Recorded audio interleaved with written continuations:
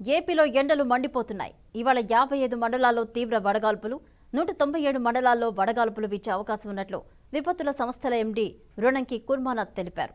శ్రీకాకుళం 11, విజయనగరం 23, పార్వతీపురం మన్యం 15, అనకాపల్లి 6 మండలాల్లో తీవ్ర వడగాల్పులు వీచే అవకాశం ఉందని తెలిపారు. అల్లూరి సీతారామరాజులో 10, విశాఖపట్నంలో 3, అనకాపల్లిలో 10, కాకినాడ 14, కోనసీమ 4, తూర్పుగోదావరిలో 17, ఏలూరు 12, కృష్ణా 12, ఎన్టీఆర్ 9, గుంటూరు 17, పల్నాడు 25, బాపట్ల 9, ప్రకాశం 21, నెల్లూరు 10, శ్రీ సత్యసాయి అలాగే తిరుపతి 5, పశ్చిమ గోదావరి తాడేపల్లిగూడెం మండలాల్లో వడగాల్పులు వీచే అవకాశం ఉన్నట్లు వాతావరణ శాఖ అధికారులు హెచ్చరిస్తున్నారు. ఏపీలో ఎండలు మండిపోతున్నాయి. ఈ నేపథ్యంలో వాతావరణ శాఖ అధికారులు కూడా పలు సూచనలు, జాగ్రత్తలు తీసుకోవాలంటున్నారు. ఎవరు బయటకు రావద్దని సూచిస్తున్నారు. ఇదే అంశానికి సంబంధించి మరిన్ని అప్డేట్స్ మా ప్రతినిధి, మా అమరావతి బ్యూరో చీఫ్ ఏడుకొండలు అందిస్తారు. ఏడుకొండలు. ఆంధ్రప్రదేశ్ ప్రస్తుతం నిప్పుల కుంపటిగా మారిందని చెప్పుకోవచ్చు. అయితే రోజు రోజుకు పెరుగుతున్నటువంటి ఉష్ణోగ్రతల నేపథ్యంలో ఆంధ్రప్రదేశ్ పూర్తి స్థాయిలో ఈ యొక్క ఉష్ణోగ్రతలు పెరుగుతూ ఉన్నాయి. ఈ రోజు చూస్తే మొత్తం 55 మండలాల్లో తీవ్ర వడగాల్పులు, 197 మండలాల్లో వడగాల్పులు వీస్తాయని చెప్పేసి వాతావరణ శాఖ హెచ్చరించింది. అలాగే రేపు చూస్తే 44 మండలాల్లో తీవ్ర వడగాల్పులు, 165 మండలాల్లో వడగాల్పులు వీచేటువంటి అవకాశం ఉందని చెప్పేసి ఏపీ విపత్తుల నిర్వహణ శాఖ డైరెక్టర్ అయినటువంటి రోనంకి కుర్మానాథ్ తెలిపారు. అయితే ఈ రోజు రోజుకు పెరుగుతున్నటువంటి ఎండల వేడిని దృష్టిలో పెట్టుకుని ప్రజలంతా కూడా తగు జాగ్రత్తలు తీసుకోవాలి. ఇప్పటికే 46 డిగ్రీలకు చేరువైనటువంటి ఈ యొక్క ఉష్ణోగ్రతలు ఏమైతే ఉన్నాయో ఈ గతంతో పోలిస్తే ఈ సమయానికి ఇది రికార్డు స్థాయిలో నమోదవుతున్నాయని చెప్పుకోవచ్చు.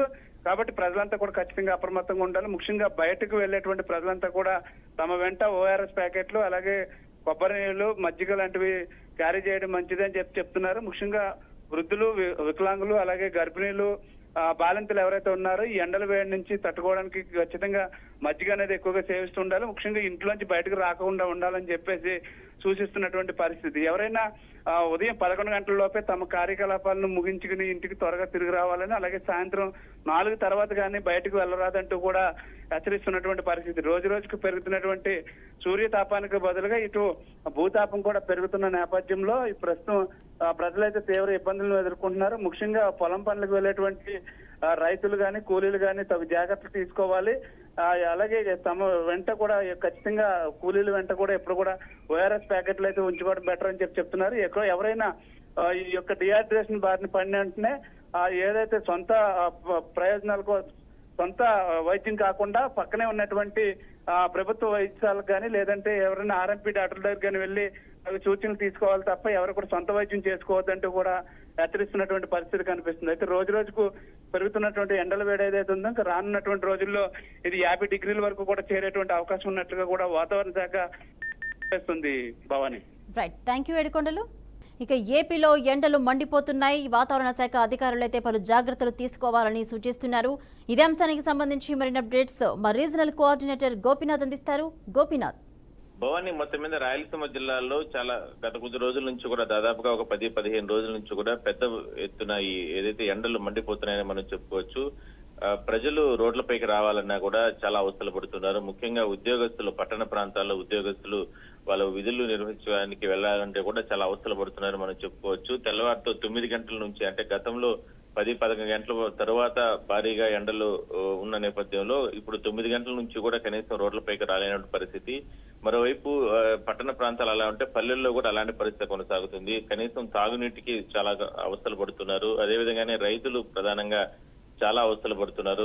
ఏదైతే ఈ విద్యుత్ కోతలు, మరోవైపు ఎండ తీవ్రత, ఈదురుగాలు, వడగాల్పులు ఎక్కువగా ఉన్న నేపథ్యంలో రైతులు కూడా పంట పొలాల వద్దకు వెళ్ళడానికి చాలా అవస్థలు పడుతున్నారని మనం చెప్పుకోవచ్చు. ఇలాంటి పరిస్థితి అంటే గతంలో అంతా కూడా నిపుణులు చెప్తున్న దాని ప్రకారం 2-3 రోజులు అంటూ కూడా ఎక్స్టెన్షన్ చేసుకుంటూ వస్తే దాదాపుగా 15 రోజుల నుంచి కూడా ఇలాంటి పరిస్థితి కొనసాగుతుంది.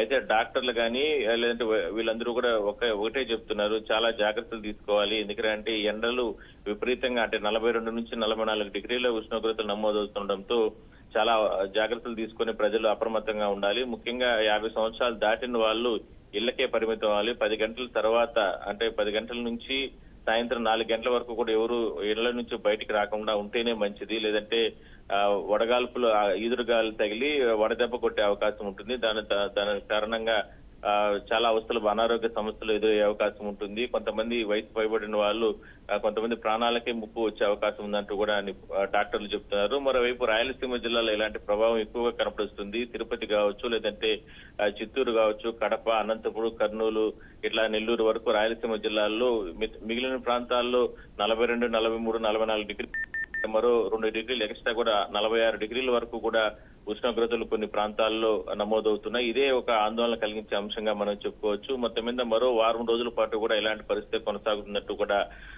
వాతావరణ శాఖ నిపుణులు చెప్తున్నారు. మొత్తం మీద ఏదైతే ఎలక్షన్స్ సమీపిస్తున్న నేపథ్యంలో ఇప్పటికే ప్రచారాలకు వెళ్తున్న కార్యకర్తలు కావచ్చు, లేదంటే స్థానిక ప్రజలు కూడా చాలా రకాలుగా ఇబ్బందులు పడుతున్నారని మనం చెప్పొచ్చు. ఏదైనప్పటికీ కూడా అంటే ఈ ఎక్కువగా వాటర్ మెలాన్ కి సంబంధించిన ఫ్రూట్స్ కావచ్చు, లేదంటే మజ్జిగ, ఇట్లా తాగునీటికి సంబంధించినటువంటి చాలా జాగ్రత్తలు తీసుకొని ఓఆర్ఎస్ ప్యాకెట్స్ ఇట్లా రకరకాలుగా జాగ్రత్తలు తీసుకుని ఒకవేళ బయట వెళ్లాలంటే ఆ రకంగా ప్రికాషన్స్ తీసుకుని వెళ్లాలంటూ కూడా డాక్టర్లు చెప్తున్నారు. ఎందుకంటే మరోవైపు ఇక మనకు తిరుపతికి సంబంధించి ఎందుకంటే తిరుమలకి ప్రతిరోజు కూడా 1,00,000 మంది భక్తులు వస్తూ ఉంటారు. మరి తిరుమలలో కూడా టీటీడీకి సంబంధించి ఇప్పటికే భారీ ఏర్పాట్లు చేసుకోవడం జరిగింది.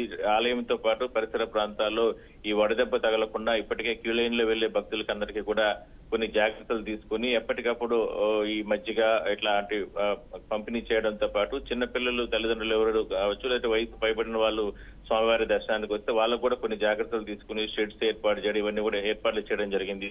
ఆ తిరుమలతో పాటు తిరుపతిలో ఉన్న టీటీడీ అనుబంధ ఆలయాల్లో కూడా. మొత్తం మీద ఓవరాల్ గా మనం చూస్తే రాయలసీమ జిల్లాలో మిగిలిన ప్రాంతాల కంటే ఇక్కడ విపరీతమైన ఎండలు మండిపోతున్నాయి.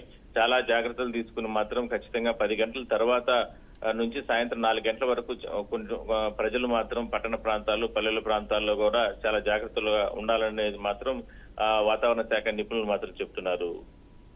Right, thank you Gopinath.